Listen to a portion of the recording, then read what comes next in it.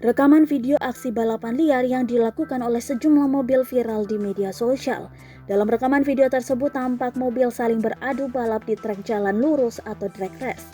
Video tersebut diunggah oleh akun Instagram @polantas_indonesia pada Minggu 12 September 2021 dan aksi itu diyakini dilakukan di daerah Kalimalang.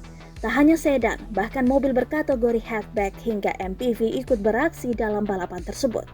Training Director Jakarta Defensive Driving Consulting, Jusri Pulubuhu, menjelaskan aksi balap liar adalah tindakan yang berbahaya di jalanan, terlebih jika aksi tersebut dilakukan di jalan raya yang ramai oleh kendaraan lain.